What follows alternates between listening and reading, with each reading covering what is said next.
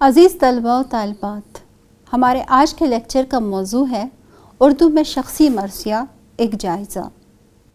اغراض و مقاصد۔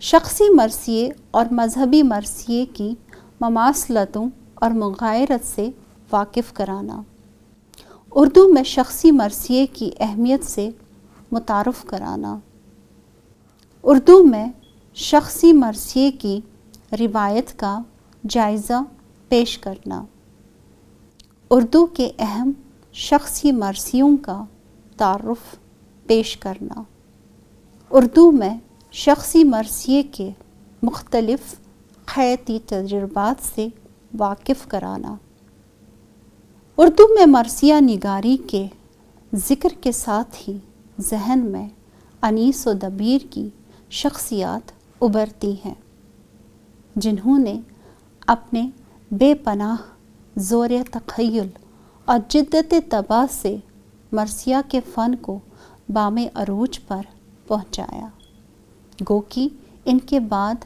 آنے والے شعراء نے بھی اس روایت کو آگے بڑھاتے ہوئے اس فن کو تقویت دی۔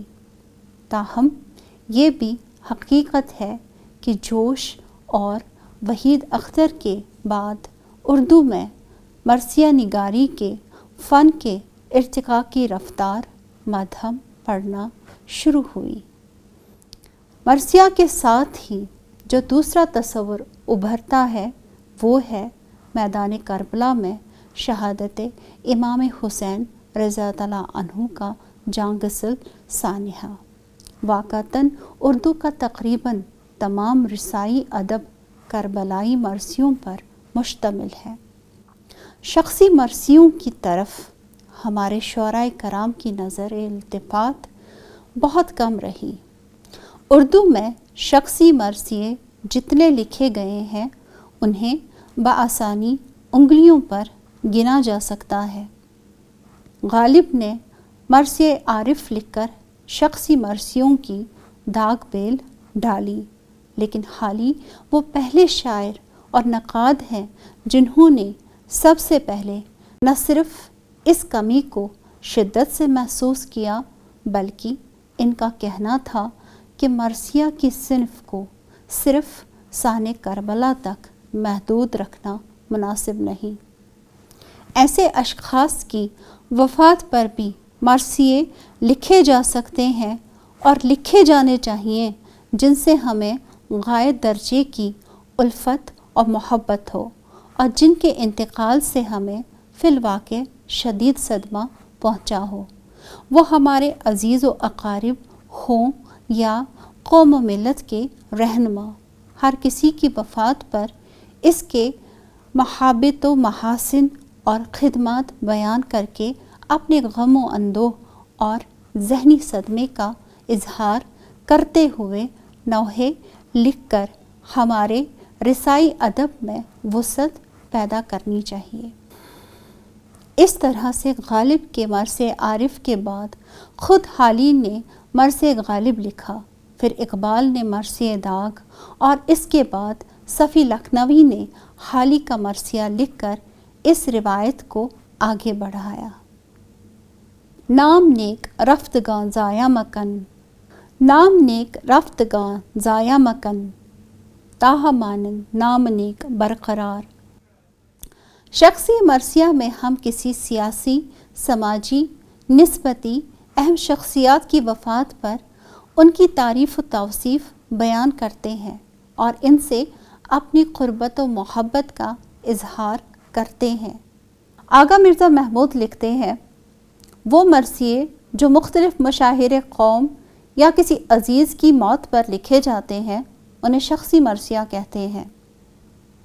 کربلائی مرثیے کی طرح شخصی مرثیہ لکھنے والے کی بھی اپنی ممدوح سے جتنی قربت رہی ہوگی اسی اعتبار سے مرثیہ پر اثر ہوگا، ورنہ وہی حال ہوگا جو عربی شاعر محتشم بن نویرہ جیسے باکمال شاعر کا حضرت عمر فاروق رضی اللہ عنہ کی فرمائش پر ان کے بھائی یزید کا مرثیہ لکھنے کے بعد ہوا تھا۔ شخصی مرثیے کی تاریخ پرانی ہے۔ عرب میں دور جاہلیت میں بھی شخصی مرثیہ کہے جاتے تھے، بلکہ عربی کے رسائی ادب کا بڑا حصہ شخصی میراثی پر ہی مبنی ہے۔ فارسی شاعری میں رودکی سے ہی شخصی میراثی کا سلسلہ قائم ہے۔ ان کے علاوہ فرخی، انوری اور فردوسی نے شخصی مرثیے لکھے۔ فردوسی نے اپنے جوان بیٹے کے انتقال پر 3 اشعار کہے، وہ شخصی میراثی کے باب میں ہمیشہ زندہ رہیں گے۔ اردو میں شخصی میراثی کی ابتدا عام طور پر غالب اور مومن سے منسوب کی جاتی ہے، لیکن ہمارے ادب میں شخصی مرثیے کی ابتدا دکن میں عادل شاہی دور سے شروع ہوتی ہے۔ اس دور کے مشہور صوفی شیخ برہان الدین جانم کو اردو کا پہلا شخصی مرثیہ گو تسلیم کیا جاتا ہے۔ انہوں نے 1591 سے قبل اپنے والد میرا جی شمس العشاق کی وفات پر ان کے اوصاف حمیدہ کو شعری قالب میں ڈالا تھا۔ اسی طرح شمالی ہند میں جعفر زٹلی کو سب سے پہلا مرثیہ گو مانا جاتا ہے۔ انہوں نے مغل بادشاہ اورنگزیب کی وفات پر مرثیہ کہا تھا۔ اس مرثیے میں اورنگزیب کی شخصیت کے مختلف پہلوؤں کو اجاگر کرنے کے ساتھ ساتھ اس وقت کے سیاسی و سماجی حالات کا بھی ذکر ملتا ہے۔ شخصی مرثیہ گوئی میں مرزا محمد رفیع سودا کے 2 میراثی مرزا مظہر جان جانا اور شیخ شرف الدین مضمون کی بھی بڑی اہمیت ہے۔ اسی طرح میر تقی میر نے میر عبدالحی طابہ کی موت سے متاثر ہو کر مرثیہ کہا۔ انشاء اللہ خان انشا نے شاہ عالم ثانی کی وفات پر مرثیہ لکھا۔ مصفی نے میر تقی میر کی وفات پر مرثیہ کہا۔ امام بخش ناسک نے جرت کی وفات پر بھی مرثیہ کہا۔ یہ سبھی میراثی ان تمام شخصیات کے متعلق کارآمد معلومات فراہم کرتے ہیں۔ اردو میں شخصی مرثیے کے ابتدائی دور کے بعد مرزا غالب سے شخصی مرثیہ نگاری کا ایک نیا دور شروع ہوتا ہے، بلکہ اگر یوں کہا جائے کہ غالب نے مرثیہ عارف لکھ کر باقاعدہ طور پر شخصی مرثیوں کی داغ بیل ڈالی تو غلط نہ ہوگا۔ گو کہ غالب سے پہلے بھی، جیسا کہ ہم نے ابھی دیکھا، مختلف شعراء نے کبھی نہ کبھی کسی نہ کسی اہم شخصیت کی وفات پر مرثیے کہے ہیں، مگر حال ہی کے مطابق اردو شاعری میں شخصی مرثیوں کی بڑی بھاری کمی تھی۔ عارف کا مرثیہ 10 اشعار پر مشتمل ہے۔ اس پورے مرثیے کا مجموعی تاثر اس غم کا اظہار ہے جو غالب کا ذاتی غم ہے۔ ان کے اس مرثیے میں طنز و شوخی کے عناصر نمایاں ہو گئے ہیں۔ تم کون سے ایسے تھے کھرے داد و ستد کے، تم کون سے ایسے تھے کھرے داد و ستد کے، کرتا ملک الموت تقاضا کوئی دن اور، ہاں اے فلک پیر جواں تھا ابھی عارف، ہاں اے فلک پیر جواں تھا ابھی عارف، کیا تیرا بگڑتا جو نہ مرتا کوئی دن اور۔ غالب کے مرثیہ عارف کے بعد حالی نے مرثیہ غالب کہا۔ مرثیہ غالب کے علاوہ انہوں نے مرثیہ محسن الملک، مرثیہ ملکہ وکٹوریہ، مرثیہ حکیم محمود خان اور اپنے بڑے بھائی خواجہ امداد حسین کے میراثی بھی لکھے ہیں۔ ان شخصی مرثیوں میں حالی کے خیالات کی نمایاں مثال مرثیہ غالب ہے۔ انہوں نے غالب کی موت کا ماتم کرنے کے بجائے ان کی غیر موجودگی میں ادبی و سماجی خسارے کی نشاندہی کی ہے۔ بلبل ہند مر گیا ہائے ہاتھ، بلبل ہند مر گیا ہائے ہاتھ، جس کی تھی بات بات میں ایک بات، نقطہ داں نقطہ سنج نقطہ شناس، نقطہ داں نقطہ سنج نقطہ شناس، پاک دل پاک ذات، پاک صفات۔ شخصی مرثیوں میں مومن کے مرثیہ کا بھی ذکر کیا جاتا ہے۔ زبان و بیان کے اعتبار سے اس کو بہترین شخصی مرثیوں میں شامل کیا جا سکتا ہے۔ مومن کے کلیات میں یہ واحد مرثیہ ہے جس کا عنوان ہے مرثیہ معشوقہ حور طلعت ملکہ شیم حسنِ و صالحہ فی جنت نعیم۔ عنوان محبوبہ کے حسن اور مومن کی محبت کا پتہ دیتا ہے۔ مرثیہ کا لب و لہجہ اس بات کی بھی غمازی کرتا ہے کہ یہ ابتدائی مشق کا نمونہ ہے جس میں رعایت لفظی، صنائع کا تکلف اور تشبیہات کا اہتمام ہے۔ برباد شور رعد ہوا آب اشک ابر، برباد شور رعد ہوا آب اشک ابر، کیسا وفور شیون و جوش و بقا ہے آج۔ جیتے رہے تو لال تماچوں سے منہ کیا، جیتے رہے تو لال تماچوں سے منہ کیا، تغیر رنگ شرم و خجالت فضا ہے آج۔ سر پیٹتا ہے شانہ بڑا دونوں ہاتھ سے، سر پیٹتا ہے شانہ بڑا دونوں ہاتھ سے، کیا جائیں اس کی زلف پریشاں کو کیا ہوا۔ سر پیٹتی ہے حلقہ ماتم میں قمریاں، سر پیٹتی ہے حلقہ ماتم میں قمریاں، نخل عزا ہے آہ یہ کسی سرو ناز کا۔ مومن کے اس مرثیے میں بھی نازک خیالی دیکھنے کو ملتی ہے۔ ان کے اس مرثیہ میں دلی جذبات کو سادگی کے ساتھ بیان کرنے کی کوشش کی گئی ہے، جس کی مثال مندرجہ ذیل اشعار میں دیکھنے کو ملتی ہے۔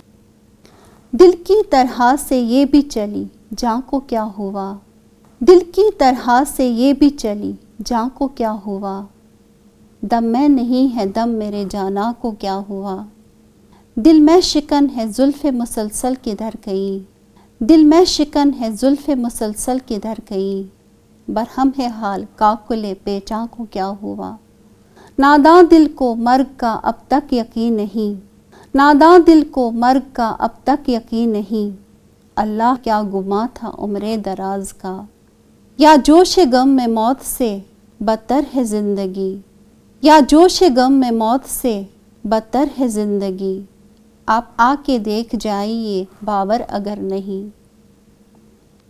مرثیہ غالب کی اہمیت اس لیے بھی بڑھ جاتی ہے کہ یہ صرف ایک فرد کا مرثیہ نہیں ہے بلکہ پورے شعر و ادب کا ماتم ہے، اس تہذیب کا ماتم ہے جس کی بساط غالب کے مر جانے کے بعد اٹھ گئی۔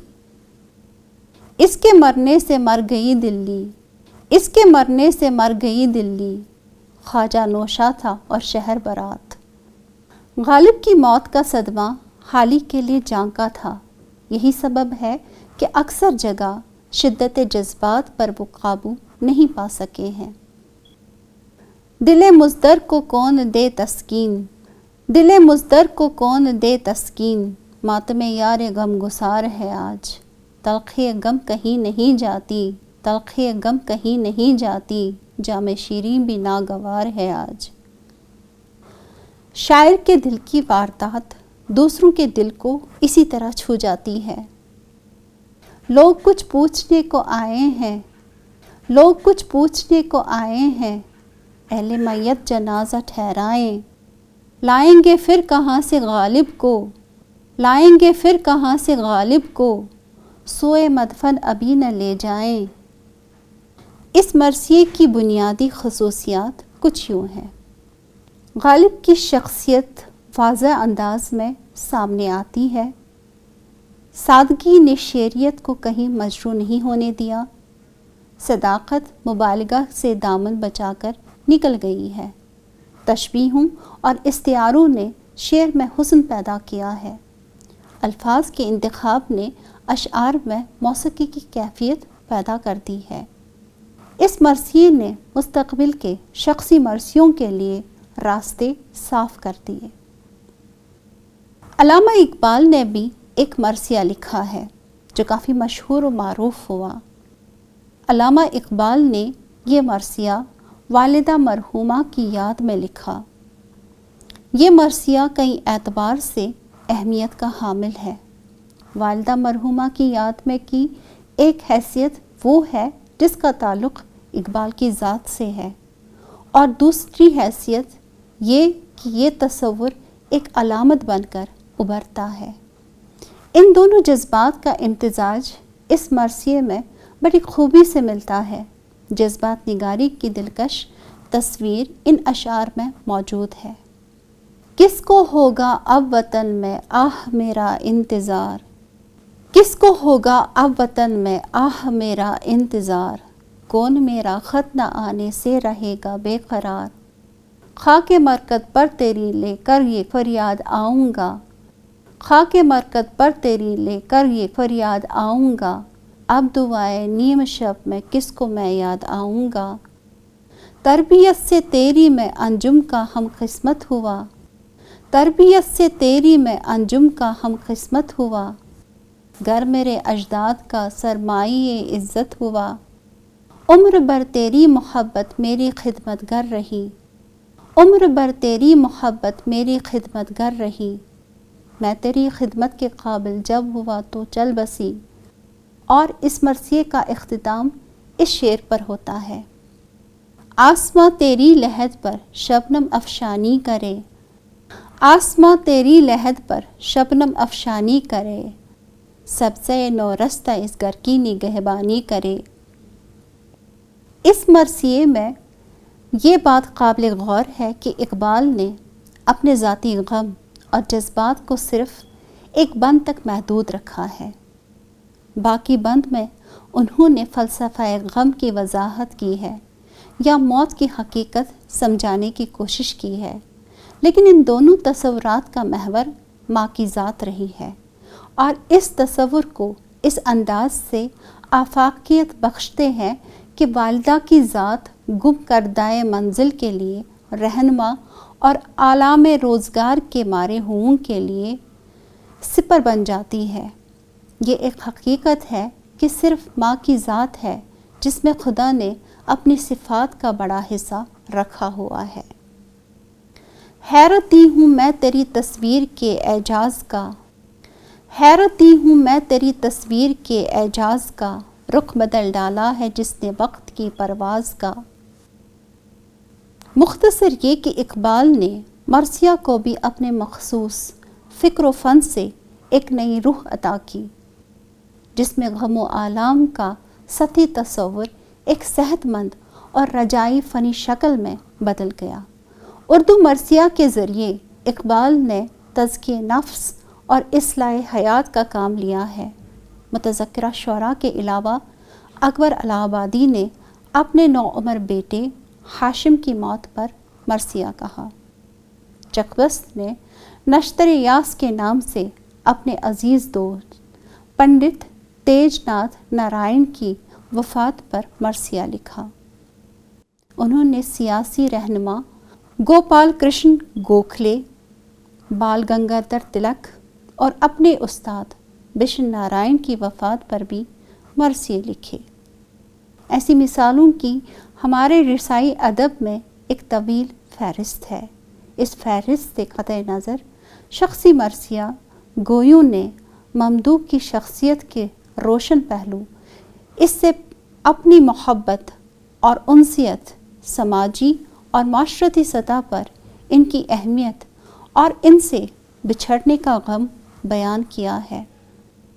کربلائی مرثیے کے دور عروج یعنی خلیق و ضمیر سے انیس و دبیر اور عشق و تعشق تک مرثیہ نگاروں نے مسدس کی حیت کے استعمال کے ساتھ ساتھ اس کے اجزائے ترکیبی بھی متعین کر دیے، مثلاً چہرہ، سراپا، رخصت، آمد، رجز، جنگ، شہادت، لیکن شخصی مرثیے میں ان کی گنجائش نہ تھی، اس لیے شخصی مرثیہ میں یہ اجزاء نہیں ملتے۔ شخصی مرثیے کے لیے حیت کی تخصیص بھی کبھی نہیں رہی، اگرچہ مسدس کی حیت میں بھی شخصی میراثی لکھے گئے۔ چند مثالیں ملاحظہ ہوں۔ عارف کا مرثیہ غزل کی حیت میں ہے: لازم تھا کہ دیکھو میرا رستہ کوئی دن اور، لازم تھا کہ دیکھو میرا رستہ کوئی دن اور، تنہا گئے کیوں اب رہو تنہا کوئی دن اور۔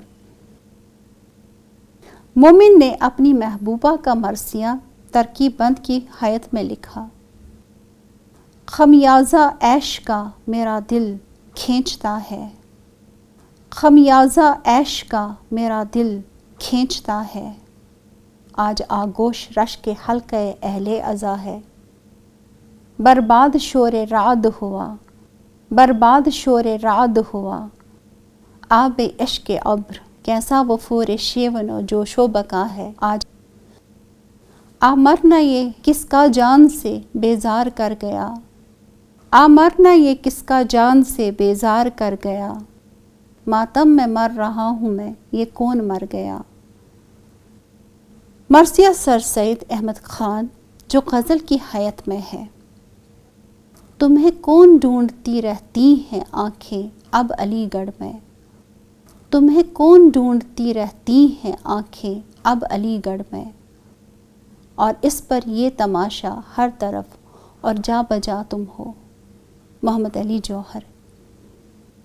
داغ کا مرثیہ مثنوی کی حیت میں ہے۔ چل بسا داغ آہ میت اس کی زیب دوش ہے، چل بسا داغ آہ میت اس کی زیب دوش ہے، آخری شاعر جہاں آباد کا خاموش ہے، اب کہاں وہ باک پن وہ شوخی طرز بیاں، اب کہاں وہ باک پن وہ شوخی طرز بیاں، آگ تھی کافور پیری میں جوانی کی نہاں۔ علامہ اقبال۔ مہاتما گاندھی کا مرثیہ مسدس کے فارم میں ہے۔ میں محبت انسانیت کا متوالا، میں محبت انسانیت کا متوالا، کہ جس نے عقل کو سانچے میں عشق کے ڈالا، بنا کے جس نے اہنسا کو جنگ کا آلہ، بنا کے جس نے اہنسا کو جنگ کا آلہ، ملوکیت کا مزاج کہن بدل ڈالا، جھکا دی گردن مغرور کج کلاہوں کی، جھکا دی گردن مغرور کج کلاہوں کی، جپک رہی تھی پلک جس سے بادشاہوں کی۔ جمیل مظہری۔ غرض شخصی مرثیے ہوں یا کربلائی مرثیے، دونوں میں کسی کی موت پر اظہار غم کیا جاتا ہے۔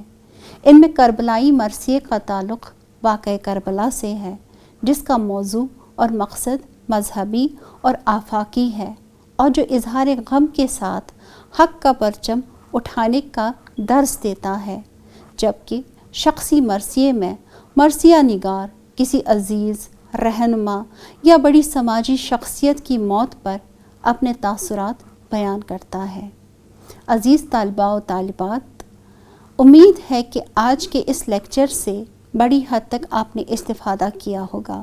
انشاءاللہ آئندہ ایک اور موضوع اور ایک اور لیکچر کے ساتھ پھر سے حاضر ہوں گے۔ جب تک کے لیے اجازت دیجیے۔ خدا حافظ۔